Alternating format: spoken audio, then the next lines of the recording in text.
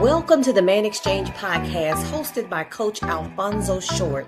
Join him each week on Saturday mornings as he engages with his guests and they discuss men leading, boys thriving, and communities winning. The conversation is underway. Good day to everyone. I'd like to welcome you to my podcast, ManXchange. My name is Alfonso Short, better known as Coach Short. My aim with this podcast is to hopefully that we can empower young men and men alike, that we grow and become more informed and educated about things in our community that we could be leading in and how to grow better relationships with each other and a sense of just bridging the gap that we have from one generation to the next, where we become stronger and not weaker. Today, I'd like to welcome you with a special guest, Robert David. I've met him just recently, but really we've known each other a while and known the family members through place of residency at one point in life. Now I'd like to introduce you to Mr. Robert David. How are you doing today, Brother Robert? And I'm doing well. How about yourself? Okay, I'd like for you just to share a little bit about yourself. You have such an extensive resume. It would not serve you for me to try to even give a portion of it. I tell you, I've been blessed to live a few of my dreams. So, coming from where we come from, some of the things that have happened where we could have never thought in our lives. But I'm from Richmond County, Hamlin, North Carolina, Dobbin Heights, North Yard, however they want to call it now, but that's where I'm from. Raised by an extended family and the community. I was fortunate enough to get a scholarship, played football at Catawba College, graduated from there. And went on, and what I'm doing now, I'm the violence prevention manager for the city of Danville, work out of the city manager's office. I'm also a research practitioner, and essentially that is where I take theory and tie it into practice, meaning that the things that people sit around and talk about, we implement those things in real time, in real life, and see if they work, if they don't work. So I went in the Air Force for a little while. I cut my teeth in this field working with gang-related youth and high-risk youth and systems that suppress marginalized individuals. I cut my teeth about 30 years ago. So I've worked in many capacities, mental health, court systems, on my personal.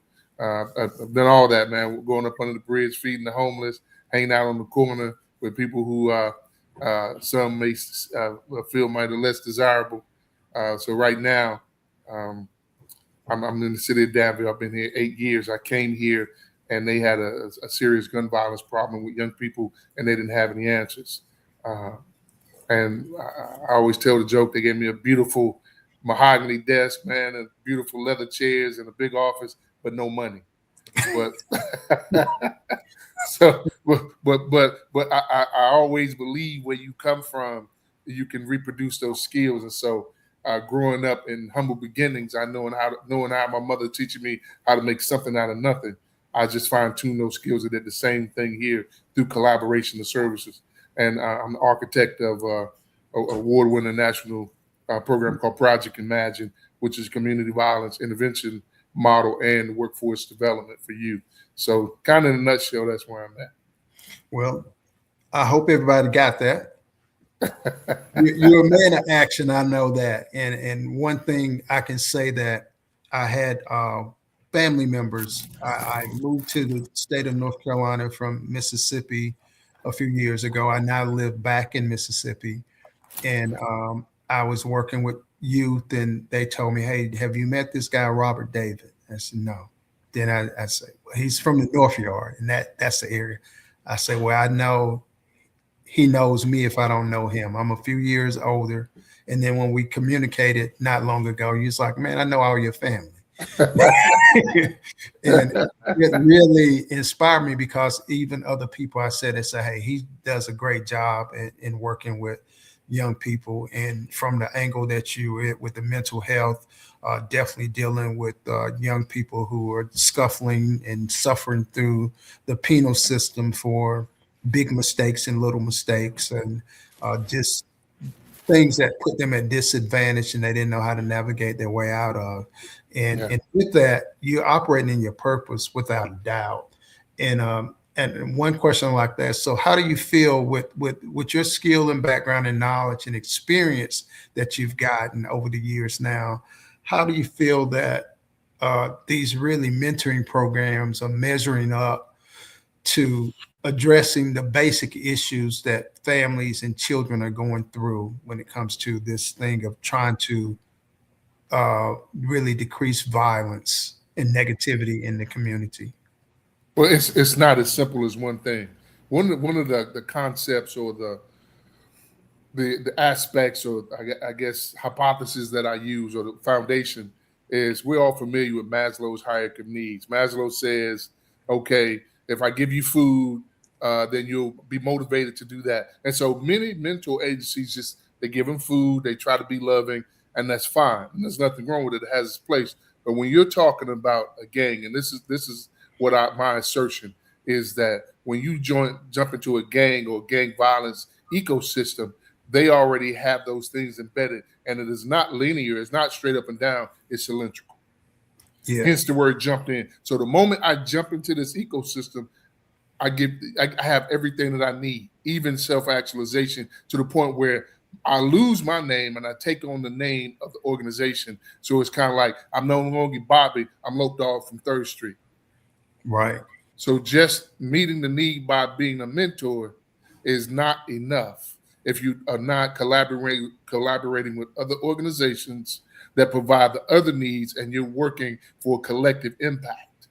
If you're not doing that, I'm not saying you're ineffective, but as we've seen all over the world, it's not totally effective, right? Yeah, it's not textbook work that needs to be done. And textbook work is definitely helpful, but you have to have the heart and the desire and the don't quit mentality and attitude in addressing the real world. Because I know just from mentoring in schools and from neighborhoods that kids are much younger becoming a part of the gang. A lot of times what we see is that now this is a teenager and they becoming a part of a gang. They're going through initiation when they went through initiation when they was 6, 7, 8 years old. Right. So it's part of their culture. Right. So when you talk about cultural competency, most people, especially in the South, as we try to get up to speed, they think about ethnicity, and it's not. Cultures with young people differ from street to street. You and I can attest from this, from you growing up in South Hamlet. Right. And I'm in North Hamlet. And what they say, never the two shall meet. Right. Right. So and they didn't call it a gang. And they didn't call it, that's culture. And so you have to be aware of the culture of the community, the culture of that street, if you're going to be effective in stopping this gun violence. And gangs don't look like what gangs look like in the 90s and in 2000s. They're different. And because the generations are different. And what did you say some of the biggest pitfalls that you see and that's challenging? Because I know you travel not only across the United States, but you have traveled out of the country in dealing with these matters. Right. What are some of the pitfalls? And we say it just like mentoring is fine, but we got to come in and socialize these kids or families or adults even more. What are some of the things that you see are pitfalls that it's not a quick fix, but the conversation or even the idea or the thought hasn't even come to the mind of those who are genuinely working in the field that you're doing? The pitfalls, number one, fragmentation of services, meaning that you can have someone in the community who has a great relationship with the community, but all those services that are set up for that population being provided with equity and without bias. I know when we was growing up, one of the things my mom would tell me, don't go down there telling them folks my business. and that comes from systemic trauma. And right. So I do a presentation. I have a book called Black Boys Don't Cry Out Loud.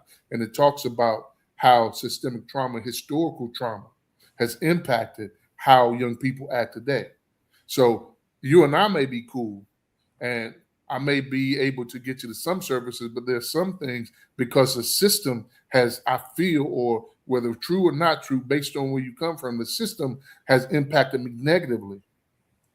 And so why would I go to a place which has a history of traumatizing me and my family, and a history of not providing equitable spaces?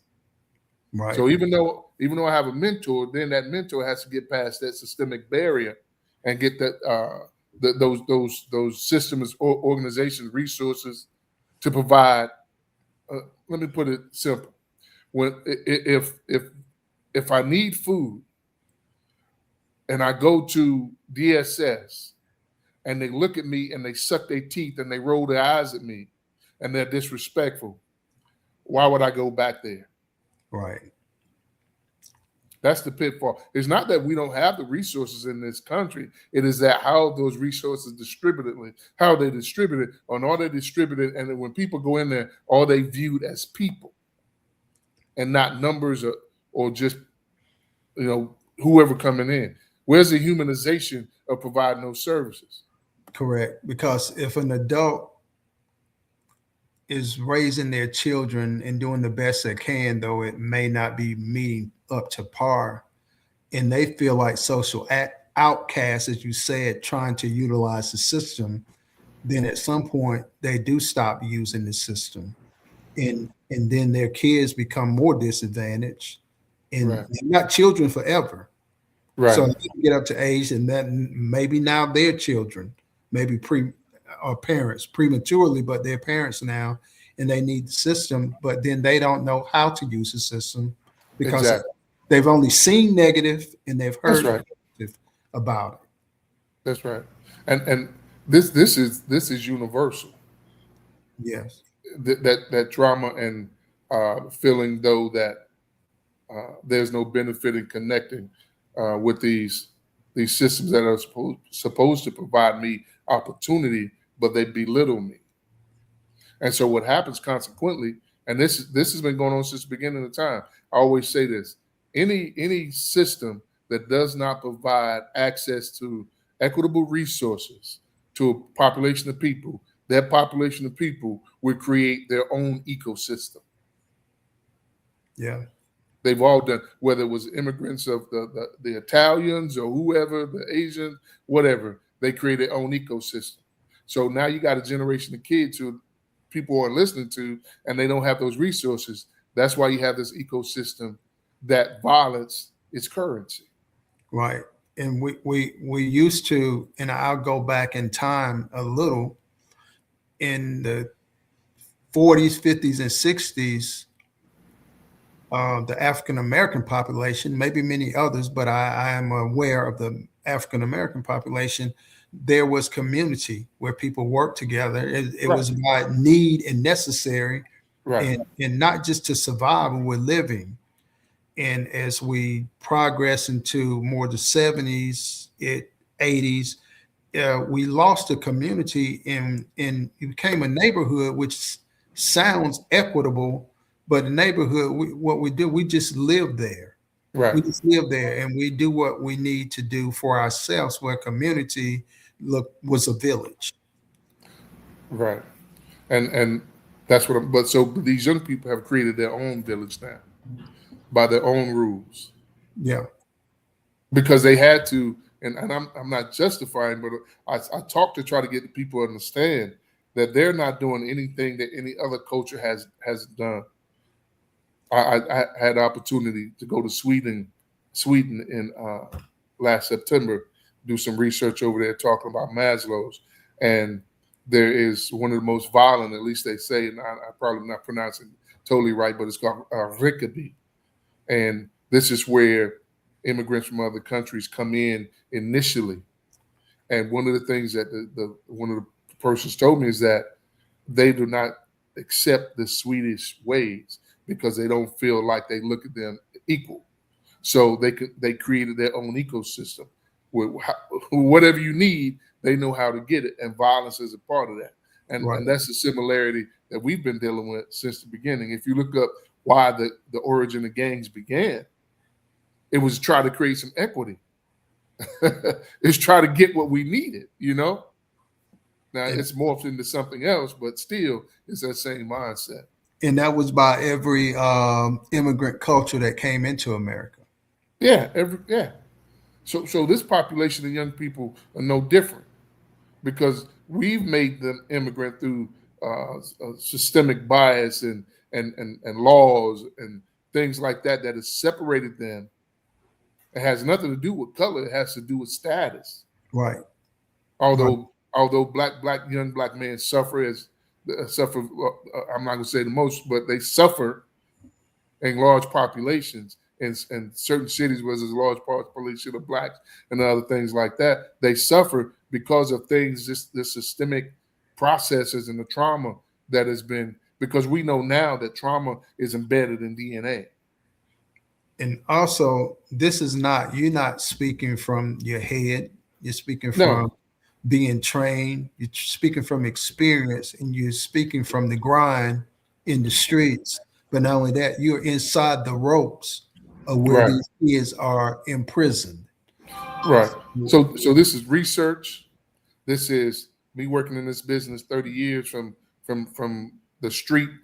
This is being in providing trainings for federal and international entities and other cities, and again operating on research levels and seeing the outcomes. So it's not a quick fix. To go back to your question, mentoring is great, but it is a piece of what is needed. So I'm always weary of any entity who feels that or they may proclaim that they can stop gun violence or gangs by themselves, because it's impossible. You can't do it, and you can't do it either. I mean, I appreciate everyone who is giving something to their community, something back to people who haven't been exposed to certain things. I don't want to say underprivileged or disadvantaged, that's been unexposed. And you can go speak, and we give our community service time, but it takes every person, not just a young person. We need someone that will spend quality time, that can spend quality time, can share quality experiences and advice, and see it through from a beginning to an end. And one thing that, Brother Robert, what I've done with working with youth, when I work with boys most of the time, that I do things in like a program. It could be 4 weeks or 6 weeks on self-esteem. And then what I do is I award a certificate that they completed that, because they now have a sense of that they can achieve something in there. I did have a requirement and a standard that they had to meet, but my whole thing is to expose them to a different mindset. In that, Right. this is one thing, like you being in school and you're in the third grade or fifth grade, that you got to go through this process of what the education is so that you can move on. You can't quit. So now we do one thing, self-confidence. We get a certificate, but you don't get the certificate if you're not participating. Yeah, and that's necessary. Very much necessary. Yes. You have to break that entitlement mindset. Yeah, yes, sir. And so what are some of the systems? I know that you have, because this is your line of work, and you have to create programs and work on projects and everything. What are some of the basic fundamentals that you would share with me, or share with us, the audience, and in the line of work that you do? Because it's a lot of things we want to know. We can typecast, profile, stereotype. Right. They're from that side of the tracks. They're who is their family. So we already have judged some young person who undeservingly, because of what neighborhood they're from, who is their mother, who's their father. The kid didn't ask for all of that. If we're going to help them, we have to take the biases out. First thing you have to do is look at them as human, spirit to spirit. I have this thing that I talk about respect, and there's a lot to do with respect. Here's my definition of respect. Re means to do over. Spect means to look at, comes from the root word spectacle, the word spectacle, to look at. So when respect to me is look, meaning that when I see you for initially, I don't look at your outside, I look at your spirit, meaning that we are all worthy to be looked at in a place where you deserve just as much honor and dignity as I do. I don't care if I'm 60 and you're 10. And when you're mentoring, when you're meeting a young person, there should be no hierarchy. It should be a communication from spirit to spirit, because you have to that is true respect. As you develop the relationship, the hierarchy will create itself. They will begin to look at you in a way that's greater because of your experiences, and the relationship will be built. That's the key that I teach, my staff and everyone, is humanization. That some people may call it the energy, some people may call it whatever, but it's spirit to spirit.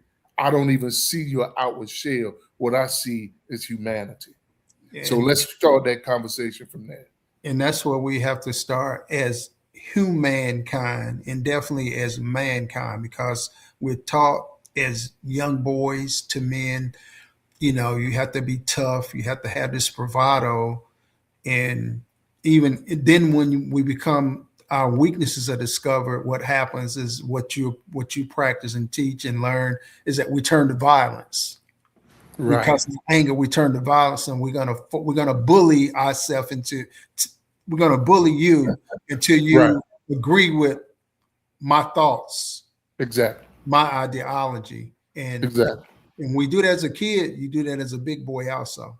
That's right.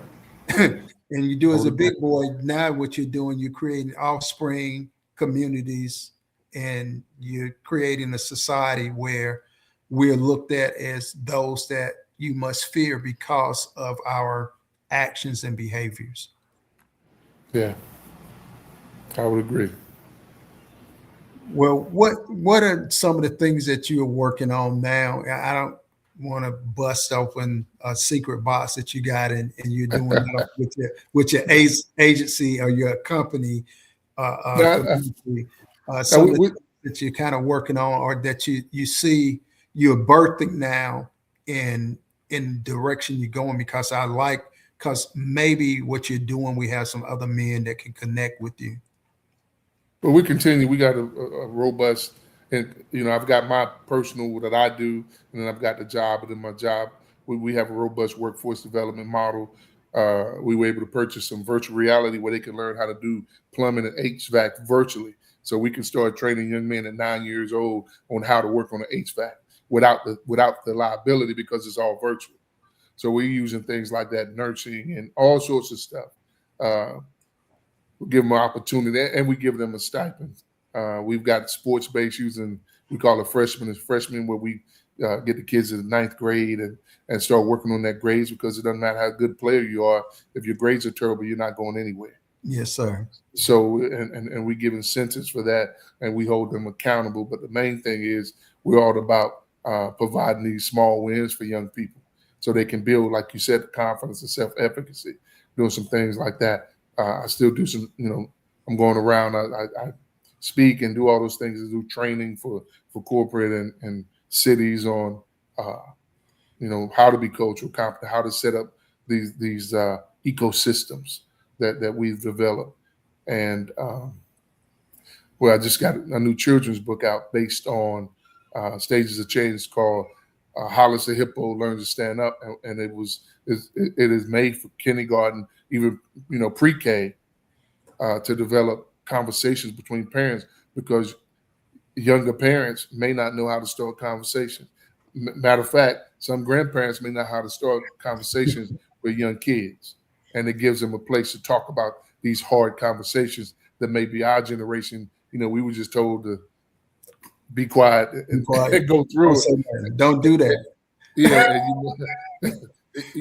that sometimes that wasn't effective. So created that to invoke those conversations. So this is my life, but this is all I do. I think about this 24 hours a day. I understand who I am, where I am. This is my purpose. I could be doing anything, a lot of different other stuff, but this is what I'm anointed to do. This is what God has placed in my life to do, and what I've been doing on every level basically my whole life. So and we need you, and those who don't know you hopefully will get to know you, and hopefully that through my platform I get to share who you are with others, where they will seek you and share and learn, because it's all about what my podcast is, Man Exchange, that we're exchanging yeah, experiences, we're exchanging our business savvy, we're exchanging our overcoming abilities with things, because many times people think, oh, the world is at an end because I'm having a problem with, I can't get over this hump. And but yet when you're around the right people who say, oh, I, I've been over that hump a million times. Let yeah, me give you not only a way, let me give you multiple ways to do it, right, to the point where you think about it, Brother Robin, say, you know what? That hump is supposed to be there. I still got other stuff to do. yeah, You yeah. got to come back to it. Let it be there.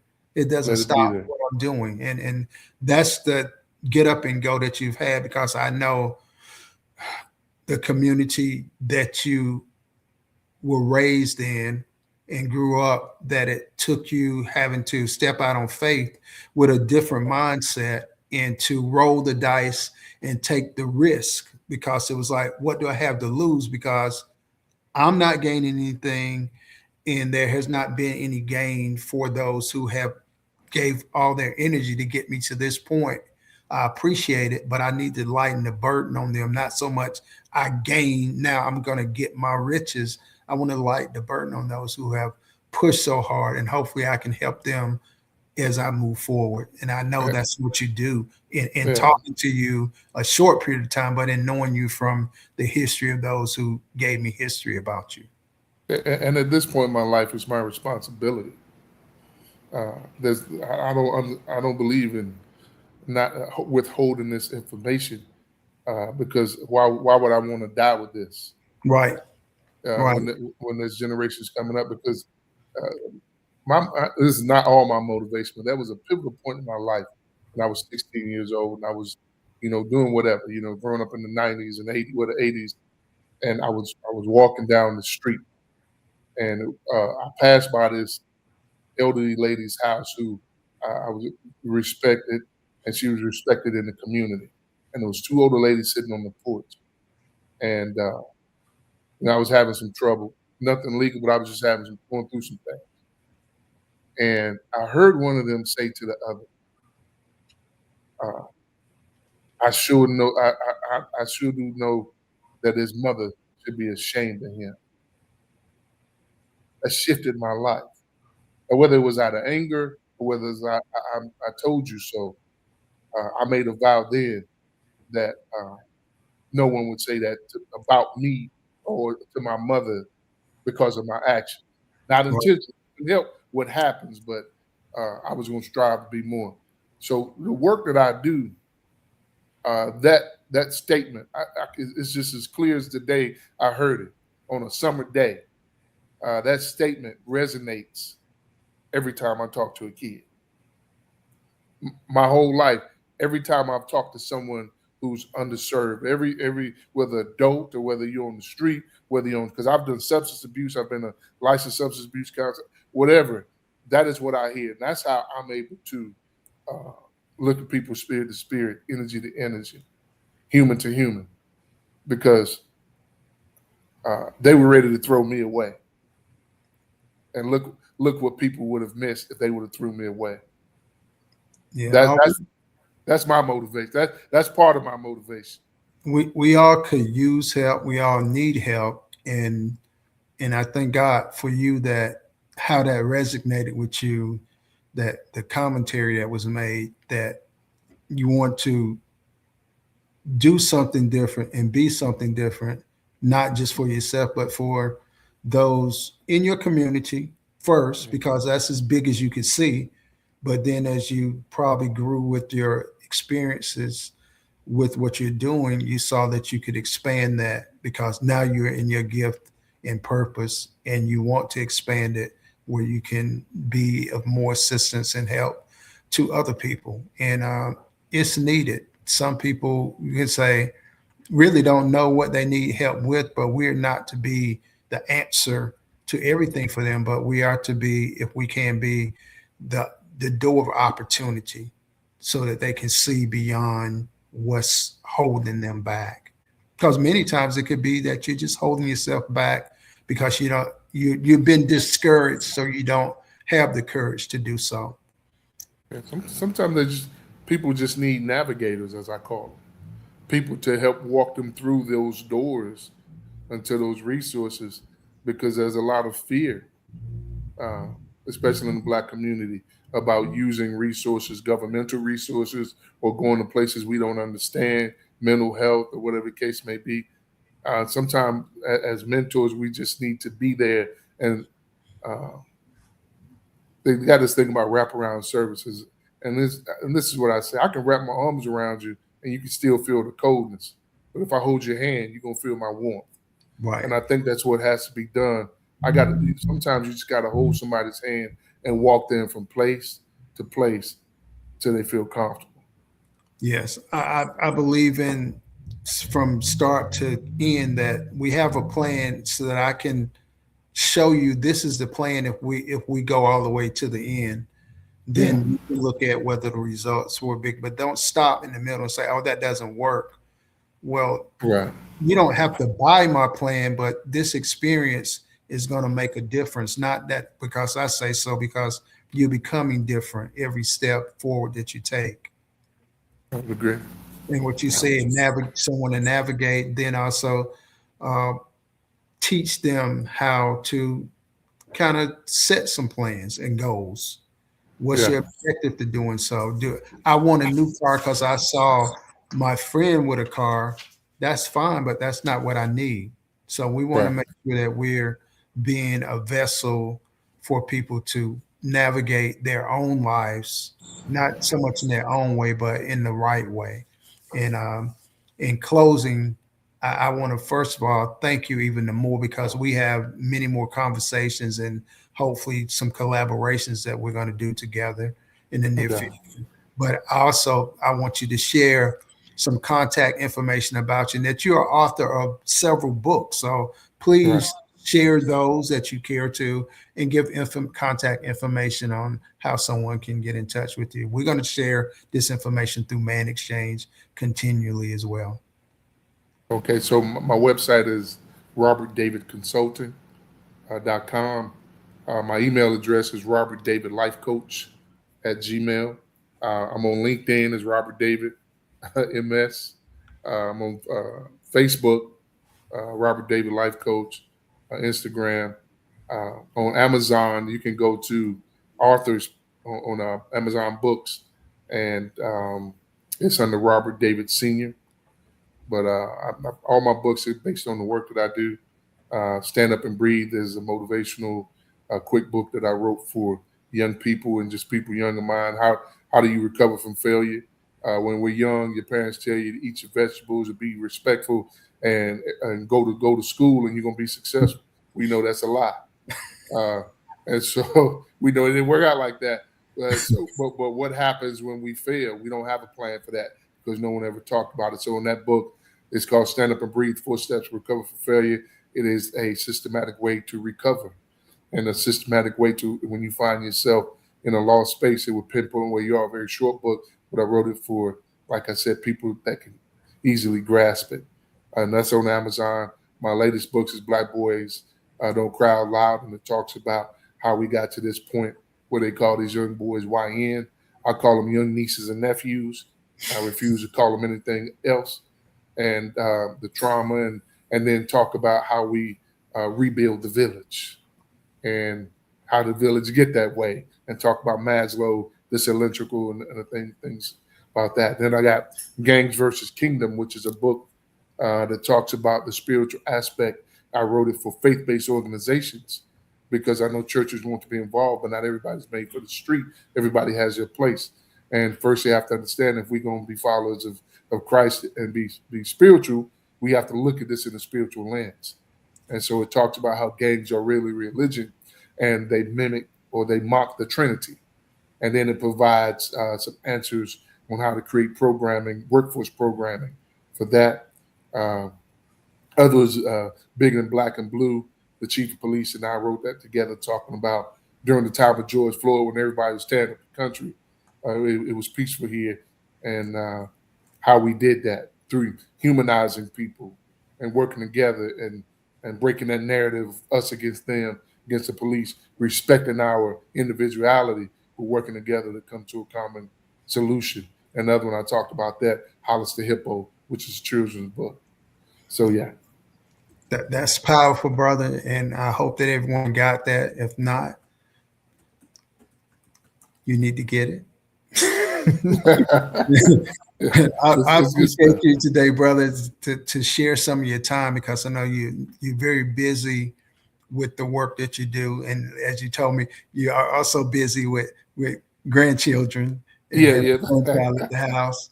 So you took a break. So I don't want to make sure that you don't get your wife think you're still busy when you're not on this podcast with me. So thank you for your time today, Mr. Robert David, and we're going to talk again. I'd like to thank the audience for being a part of the show today. I wish everyone to have a good day, a good week, and definitely a good year. All right. Thank you. All right. Blessings. Thank you.